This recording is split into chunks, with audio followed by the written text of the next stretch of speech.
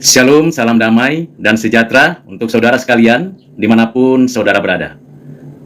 Kita bersyukur hari ini kita menikmati segala pemberian Tuhan. Alam, bumi, dan segala isinya yang Tuhan ciptakan, yang Tuhan pelihara. Dan kita bisa menikmati hari lepas hari untuk kita hidup di dalam pemeliharaan Tuhan. Dan kita bersyukur karena di tengah ketegangan kehidupan hubungan antar sesama manusia, di tengah kondisi dan situasi yang bisa menimbulkan masalah, kita bersyukur karena Tuhan Allah tidak pernah membiarkan kita sendirian dan tidak pernah membiarkan kita berjalan menurut kemauan kita. Kita bisa jadi ada di padang rumput yang hijau dan air yang tenang, sebagai domba-domba yang menikmati berkat Tuhan, tetapi kadangkala kita juga ada di lembah kekelaman. Namun kita tahu di sana pun Tuhan menyertai kita. Ketika kita menyimpang ke kanan atau ke kiri, bahkan kita bisa tersesat, ketahuilah saudara bahwa Tuhan Allah akan menarik kita, membawa kita ke dalam persekutuannya dengan sesama orang percaya, terlebih khusus persekutuannya dengan dirinya. Sebagai domba yang keinginan hatinya mendengarkan suara gembalanya, maka kita bersyukur karena suara gembala kita, yaitu Tuhan Yesus Kristus, Raja semesta alam, Raja gerejanya, Raja di atas segala raja, yang memimpin kita sebagai gembala hidup kita. Tentulah Ia memberikan kepada kita pengajaran yang benar, perilaku yang bermoral, sikap dan tindakan yang baik. Kendati pun kita sadar, kita sering jatuh, kita sering terpeleset, bahkan meleset dari sasaran yang Tuhan kehendaki. Namun karena kasih-Nya dan anugerah-Nya kita ditarik lagi dari tempat di mana kita jatuh untuk kita bangkit kembali dan mengikuti jejak kaki Tuhan. Tentunya kita percaya semua bukan karena kuasa kita, kalau kita bisa kembali mengikuti Tuhan. Dan kita mau fokus menjalani hidup yang baik dan yang benar, hidup yang suci dan adil. Itu semata-mata karena anugerah Tuhan Allah, bukan karena kita hebat atau karena kita memiliki pengetahuan yang luas, tetapi anugerah Allah yang mendahului respon kita untuk kita menapaki hidup di bumi yang fana ini. Waktu kita hanya sebentar saja di bumi ini. Ada yang usianya di bawah 70 tahun dibawa kembali kepada Tuhan, ada yang usianya di atas 70 tahun untuk menikmati hidup di bumi ini. Namun cepat atau lambat, kita akan kembali kepadanya, mendapatkan apa yang Tuhan sediakan bagi umatnya. Saudara yang kekasih di dalam Kristus, di tengah-tengah hiruk-pikuk perpolitikan saat ini, kita harus ingat dan harus menyadari bahwa pemerintahan yang ada itu diangkat dan diberhentikan oleh Tuhan Allah. Tuhan Allah bisa menggunakan partai politik, rakyat, dan berbagai instrumen di dalam mengangkat dan menghentikan pemerintahan yang ada. Tetapi kemutlakan bahwa Allah yang mengangkat dan memberhentikan itu pada dirinya Allah. Bukan pada dirinya rakyat, bukan pada dirinya partai politik, dan bukan pada dirinya sekelompok orang yang ingin membuat kekacauan. Saudara dan saya mesti ingat akan satu hal yang penting. Di dalam situasi kondisi dunia yang fana ini, selalu akan hadir keinginan-keinginan merusak. Tatanan hidup yang memiliki kehidupan yang harusnya sesuai dengan kehendak Allah, ada saja orang-orang yang ingin merusak tatanan yang damai, yang tenang, yang sejuk. Berbagai argumen dan alasan digunakan demi kepentingan sesaat dan demi kepentingan segelintir orang. Tetapi kita mesti ingat dan terus berharap bahwa Tuhan Allah tidak pernah membiarkan kita hancur lebur. Selalu ada namanya suatu kekuatan dari Allah yang disebut menahan kejahatan. Siapa yang bisa menahan kejahatan? Tuhan Allah. Dan dengan cara apa Tuhan Allah menahan kejahatan seseorang atau sekelompok orang? Berbagai macam cara Tuhan lakukan. Tiba-tiba hujan deras, atau tiba-tiba ada gempa bumi, atau tiba-tiba ada kematian. Bisa terjadi kapan dan di mana saja. Saudara mesti tahu, dan saya pun mesti menyadari itu, bahwa betapa liciknya hati lebih licik dari segala sesuatu. Seringkali ketika kita berjalan dalam kehidupan ini, berjumpa dengan beragam banyak orang yang berbeda pendapat, seringkali keinginan kita, ambisi kita, bahkan kemauan kita mendahului pemikiran yang rasional, pemikiran yang logis, pemikiran yang suci. Kita bisa berbeda pendapat dalam segala hal pilihan yang kita bisa lakukan. Kita bisa berbeda pendapat tentang warna yang kita sukai, rasa yang kita mau nikmati, bahkan model dan strategi yang kita bisa tentukan. Kita bisa berbeda karena banyak perbedaan itu menunjukkan bahwa memang keniscayaan ketiadaan perbedaan. Adalah tidak mungkin ada keseragaman. Adalah tidak mungkin hanya satu pemikiran saja. Mengapa? Karena saudara dan saya punya pikiran, saudara dan saya punya pengalaman, saudara-saudara dan saya punya intuisi yang beragam. Ketika saudara dan saya memilih warna yang berbeda, rasa yang berbeda, maka saudara akan memiliki alasan. Apapun alasannya, besar kemungkinan saudara dan saya akan berargumentasi dengan alasan itu membenarkan pilihan Anda, kemauan Anda, tanpa lagi memikirkan apakah ini benar, apakah ini suci, apakah ini adil. Ini yang sering terjadi di dalam setiap bidang kehidupan. Ketika seseorang memilih pasangan yang menjadi pasangannya seumur hidup, dia pasti punya indikator, ketentuan-ketentuan yang berlaku, dan argumentasi yang boleh memperkuat pilihannya. Ketika seseorang ingin meneruskan pekerjaan A atau pekerjaan B, lalu kemudian berbisnis, tentulah ia sudah menyusun perencanaan apa yang baik yang harus dilakukan. Itulah sebabnya hal yang wajar kalau kita punya pilihan yang berbeda. Bahkan pasangan suami istri yang sudah mempunyai kesepakatan di dalam pernikahan juga memiliki kebebasan menentukan anak-anak yang nanti dilahirkan, apakah nanti dididik di sekolah atau homeschooling di dalam negeri atau di luar negeri, sekolah-sekolah swasta yang menjadi pilihan atau sekolah-sekolah negeri yang menjadi pilihan. Semuanya disepakati terlebih dahulu antara suami istri. Padahal sudah sehati sepikir untuk mendidik anak. Tetapi pilihan-pilihan, bahkan kalau anak dilibatkan dalam pilihan sekolahnya, maka anak juga bisa memberikan pilihan lain dari orang tuanya. Inilah kehidupan manusia yang bebas. Tetapi sayang sekali kita mengintimidasi pilihan orang lain untuk kita diikuti. Misalnya saya ingin memilih warna ungu, lalu saya memberikan suatu dorongan, tuntunan, arahan, intimidasi terhadap orang-orang di sekitar saya untuk memilih warna ungu. Padahal tidak semua orang suka warna ungu, terlepas apapun argumentasinya, terlepas apapun reason yang logis yang bisa disampaikan. Tetapi ketahuilah saudara, bahwa tidak semua sama dengan kita. Ada kemiripan, kesamaan, itu membuat sebuah kelompok, komunitas. Kesamaan dalam sistem bisa terjadi karena memang ada kesepakatan. Kesepakatan beberapa orang, kesepakatan beberapa kelompok, itu membuat sebuah sistem. Dan sistem itu menjadi sebuah pengaturan di dalam kelompok itu. Tetapi ketahuilah, sekalipun dalam satu sistem kehidupan, dalam satu sistem komunitas, kelompok, tetap saja ada perbedaan. Ada timbul perbedaan-perbedaan pendapat. Hal itu wajar-wajar saja. Karena itu saudara, apa yang perlu kita petik dari pengalaman dan pengamatan kita tentang keragaman ini? Yang pertama, saudara dan saya perlu memikirkan kembali bahwa yang saudara dan saya hadapi adalah suatu realitas yang bisa dipilih, bukan sesuatu yang tidak bisa dipilih. Kecuali satu yang tidak bisa saudara dan saya pilih, kelahiran Anda dan saya. Yang kedua, hidup yang kekal. Itu bukan pilihan, tapi itu pemberian. Hal yang penting itu mesti kita ingat, realitas yang bisa kita pilih. Yang kedua yang perlu kita ingat bahwa setiap orang bebas memilih warna biru, hijau, kuning, merah, coklat, ungu, abu-abu, dan sebagainya. Bebas memilih. Bebas juga memilih teman, kawan, tapi tidak boleh ada pilihan untuk bermusuhan. Karena itu buruk dan amoralitas. Yang ketiga, kita tahu bahwa apapun yang kita pilih atau siapapun yang kita pilih tidak mengubah masa depan kita. Mengapa demikian?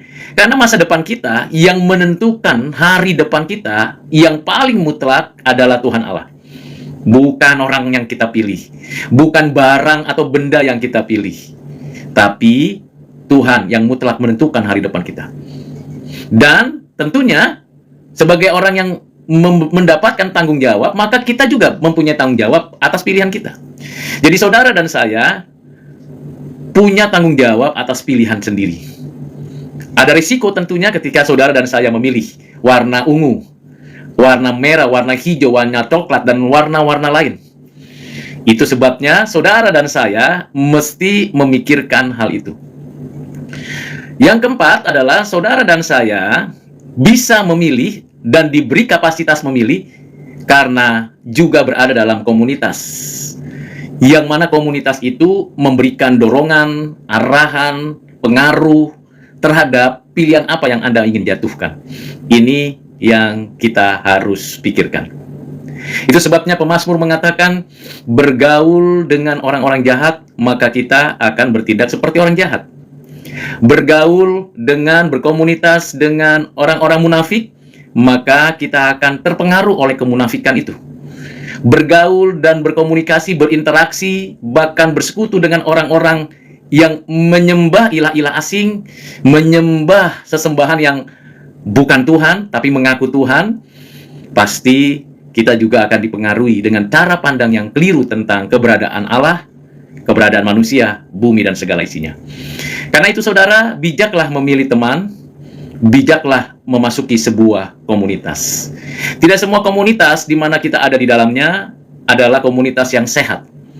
Jangan-jangan komunitas itu sudah tidak sehat mentalnya.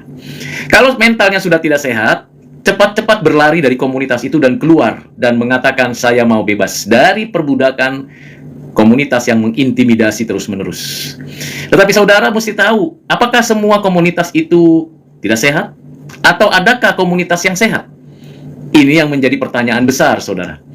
Karena kita menyadari semua orang telah berbuat dosa dan telah kehilangan atau telah tidak lagi memiliki arah struktur kemuliaan Allah di dalamnya, sehingga kemungkinan besar tidak ada komunitas yang tidak memiliki kecacatan atau kekurangan. Apapun itu, mau yang kecil, keluarga, maupun yang besar, bangsa dan negara, selalu ada kekurangannya. Jadi saudara, kembali dengan apa yang saya sudah jelaskan di awal, bahwa kita dituntun Tuhan dan diarahkan Tuhan sebagai domba yang memakan rumput yang hijau dan minum air yang bersih yang jernih. Tentu pengharapan kita di sana adalah untuk kita bisa dengar-dengaran suara Tuhan tiap hari. Mendengar suara Tuhan itu berarti kita tekun membaca firman Tuhan dari kitab Kejadian sampai dengan kitab Wahyu. Kita mempelajarinya bukan untuk menambah pengetahuan saja dan pengertian saja, tetapi ketika kita membaca firman Tuhan, kita mau, kita ingin, kita rindu menjadi pelaku firman. Dan dengan firman Tuhan kita dididik untuk menentukan mana yang baik, mana yang benar, sehingga kita diperkenan oleh Tuhan. Tentunya di dalam pengikutan kita sebagai domba-domba Allah, kita mesti mengerti bahwa kita kadang mencari jalannya sendiri, sampai kadang tersesat dan hampir jatuh ke jurang dan tidak ditemukan lagi. Tetapi kita bersyukur karena Tuhan selalu menggiring kita dan mencari kita, menemukan kita, dan membawa kita kembali. Inilah perspektif orang Kristen, di mana Tuhan yang mencari kita, Tuhan yang menemukan kita, dan Tuhan yang membawa kita kembali. Ini perspektif orang Kristen. Bukan kita yang mencari Tuhan, bukan kita yang menemukan Tuhan, bukan kita yang mendatangi Tuhan. Tetapi Tuhanlah yang mencari, menemukan, dan membawa kita kembali. Berdasarkan pada ketetapannya, kasih-Nya, anugerah-Nya, belas kasihan-Nya. Itulah sebabnya saudara, kita bersyukur karena dari sekian banyak orang di seluruh dunia, dari miliaran orang yang ada dan hadir di dunia ini, kita mendapatkan privilege, kehormatan. Mengapa mesti saya yang Tuhan cari dan temukan dan bawa kembali kepadanya? Karena kita memang ditetapkannya dan kita memang orang-orang pilihannya. Lalu bagaimana mereka yang tidak dipilih? Ya tidak dicari Tuhan.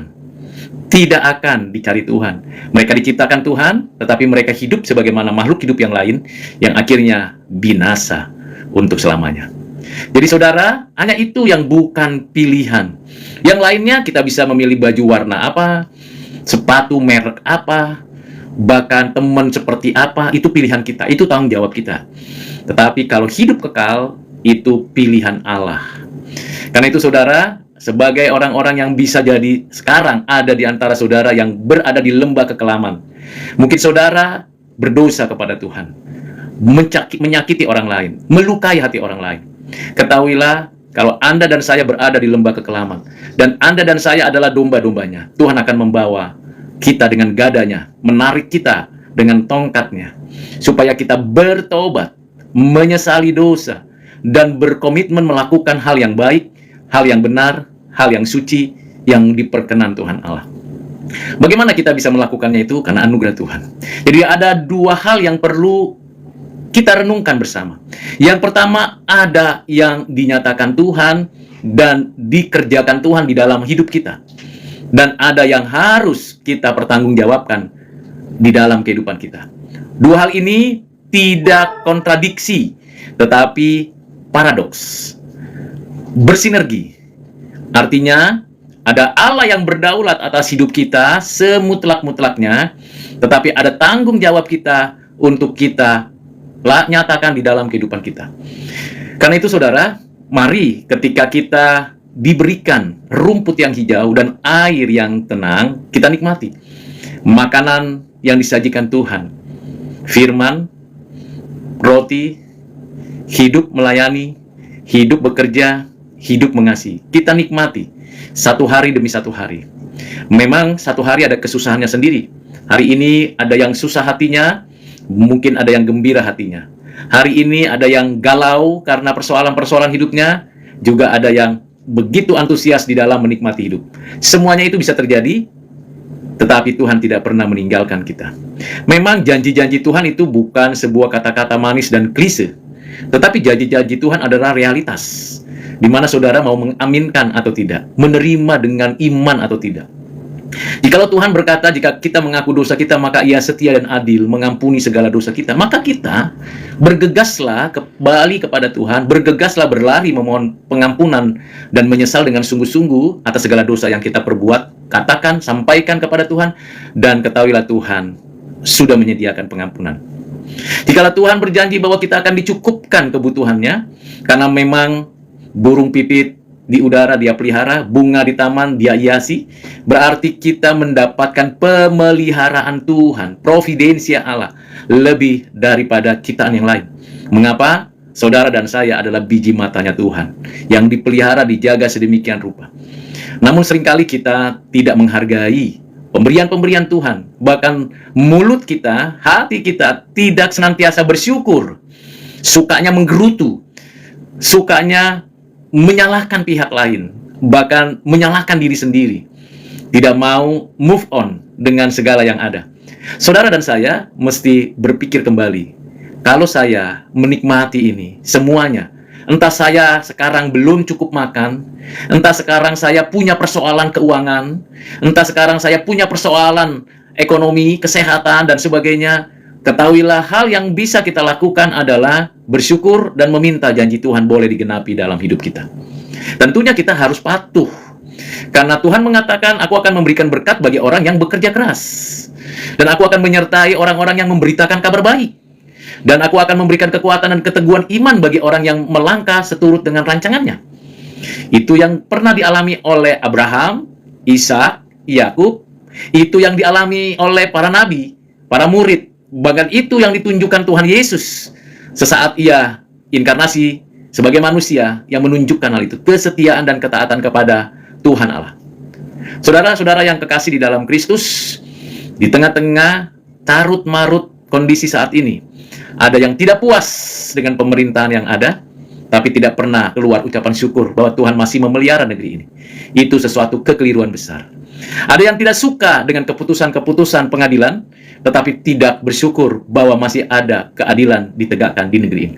Ada yang tidak puas dengan pilihan-pilihan yang sudah ditampilkan, tetapi tidak pernah bersyukur masih ada kesempatan memilih yang lebih baik. Ini kekacauan yang terjadi dalam benak banyak orang. Entah itu rohaniawan, entah itu akademisi, entah itu rakyat biasa. Tidak bersyukur atas pemeliharaan Tuhan atas negeri ini. Yang mau muncul adalah provokasi. Keinginan-keinginan supaya kacau, dan itu merusak tatanan kehidupan, peradaban, dan kita tidak mau itu. Saudara dan saya sebagai orang Kristen, sebagai orang percaya, berdoa untuk negeri ini. Berdoa untuk pemimpin-pemimpin bangsa. Bukan hanya berkata-kata kosong dan mengkritisi. Di awal, saudara dan saya, sejak saudara dan saya memilih pemimpin yang Anda pilih, kritiki. Berikan masukan, sampaikan pendapat Anda. Sekarang saudara dan saya bisa lakukan itu dengan berbagai cara. Asalkan santun, terhormat, dan tidak merusak. Kalau sudah tidak santun, tidak terhormat, dan merusak tatanan, merusak konstruksi berpikir, maka saudara bukan orang yang sedang membangun peradaban, tapi merusak peradaban. Dan itu bukan domba yang Tuhan gembalakan, tetapi serigala yang berbulu domba. Hati-hati saudara, banyak serigala berbulu domba dan menyamar, dan akhirnya seolah-olah dia baik, seolah-olah dia paling suci, dan seolah-olah dia paling benar. Hati-hati dengan domba berbulu serigala itu. Serigala-serigala yang jahat itu akan coba berusaha untuk mencari mangsa. Kalau ada domba yang bisa diterkam, lalu dihancurkan, dan akhirnya mengalami penderitaan. Waspada terhadap orang-orang yang mau mengadu domba kehidupan berbangsa di negeri ini. Entah itu orang-orang elit politik, entah itu orang-orang elit akademisi, entah itu orang-orang yang biasa provokator. Hati-hati, jangan mau diadu domba. Beda pilihan, tapi jangan mau diadu domba. Beda pemikiran, tapi jangan mau diadu domba. Sebagai orang-orang yang takut akan Tuhan, kita bukan adu domba. Kita bersama bergandengan tangan. Karena gembala kita yang baik adalah Yesus Kristus Tuhan kita.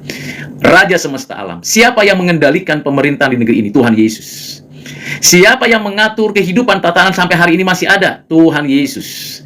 Siapa yang mengendalikan semua prinsip-prinsip keadilan kesucian masih berlangsung walaupun tidak sempurna adanya? Tuhan Yesus. Jadi kita sebagai orang percaya harus mengikuti teladan Tuhan. Suatu ketika murid-muridnya atau orang lain bertanya, bagaimana sikap terhadap pemerintahan yang ada? Dan bagaimana sikap terhadap pelayanan yang tersedia? Lalu Tuhan mengambil koin, lalu mengatakan, ini gambar siapa? Gambar Kaisar. Berikan apa yang patut Kaisar terima, dan berikan apa yang patut Tuhan terima. Artinya saudara, bahwa kita harusnya menyadari hal itu. Kalau ada pemerintahan yang keliru, kritisi. Tapi tadi tidak boleh tidak santun, jangan merusak tatanan peradaban, dan membangun peradaban dengan kudus. Sayangnya, semua pemikiran itu seringkali muncul untuk memprovokasi dan menimbulkan kekacauan. Dan Tuhan tidak mengendaki. Ingatlah, saudara dan saya punya tanggung jawab di bumi ini, di negeri ini. Kalau saudara dan saya mempunyai perbedaan pendapat, oleh karena saudara dan saya punya pijakan yang berbeda, punya data yang berbeda, punya argumentasi yang berbeda, itu tidak pernah mengubah keputusan yang Tuhan kehendaki. Jadi kalau Tuhan kehendaki A, ya A, B, ya B, C, ya C. Kalaupun misalnya suatu ketika kita sadar pilihan kita salah, karena banyak orang yang mengagungkan pilihannya dan mengidolakannya sampai fanatis terhadap pilihannya dan merusak tatanan kebangsaan, akhirnya apa yang terjadi? Dia menyesal. Itu yang banyak terjadi. Siapapun yang Anda pilih, ketahuilah, saudara, itu manusia berdosa. Hari ini nampak seperti malaikat, tapi besok bisa seperti serigala. Jadi jangan menaruh harapan kepada manusia. Anda dan saya akan kecewa dan luar biasa kecewa. Jangan menaruh harapan atas janji-janji manis dari manusia. Siapapun itu yang Anda pilih. Jangan menaruh harapan kepada janji-janji manis. Anda akan kecewa luar biasa. Janji-janji manusia itu hanya manis di bibir, tetapi tidak pernah terrealisasi. Kita punya ide-ide baik, penegakan hukum yang baik, singkirkan korupsi, para koruptor dihukum, dengan seadil-adilnya, orang miskin tidak ada lagi, pendidikan di seluruh negeri berjalan dengan baik, kesehatan berlangsung dengan utuh. Semua janji-janji itu, saya mau ingatkan sebagai seorang hamba Tuhan, sebagai orang manusia yang menjadi warga negara di negeri ini, ketahuilah, jangan percaya dengan janji-janji manis itu. Itu hanya permainan politik per 5 tahunan. Tapi setelah itu apa mereka lakukan? Apa bisa mereka melakukan itu semua? Tidak. Kecuali Anda dan saya bersama-sama bergandengan tangan merealisasikan itu. Di pelosok-pelosok, di dusun-dusun, di desa-desa, di kota-kota, dimanapun. Realisasikan itu bersama-sama. Together is better. Single fighter itu tidak akan membuat peradaban maju, kesejahteraan meningkat, edukasi makin menonjol, tidak. Kalau kita lihat pendidikan di negeri kita ini 60-70% itu masih SMP ke bawah. Berarti masih banyak hutang rakyat dan hutang negara ini untuk negeri ini. Siapa yang mampu mengubah itu? 5 tahun cukup? Tidak. 10 tahun cukup? Tidak. Butuh ratusan tahun untuk mengedukasi. Ada banyak orang yang berada di garis kemiskinan. Bahkan cukup makan pun udah puji Tuhan. Siapa yang bisa mengubah itu? Negara? Pemerintah? Partai politik? Tidak mungkin. Kecuali rakyat bergandengan tangan membangun. Jadi kalau saudara dan saya menaruh harapan hanya kepada elit-elit politik yang Anda dan saya pilih, maka akan kecewa. Jangan taruh harapan kepada manusia. Manusia itu akan mengecewakan. Saya sendiri tidak menaruh harapan pada diri saya. Saya menaruh harapan kepada Tuhan yang hidup. Kalau saya bisa berperan aktif untuk menolong sesama. Saya seorang. Tapi kalau seperti saya keinginannya menolong sesama dengan kerja keras. Kalau ada puluhan juta dan ratusan ribu orang mau bekerja keras bersama, bergandengan tangan untuk negeri ini. Apapun kondisi Anda, saudara dan saya bisa memajukan peradaban ini. Jangan tanya apa yang engkau terima dari negara, tapi tanya pada dirimu apa yang engkau pernah lakukan untuk negara ini.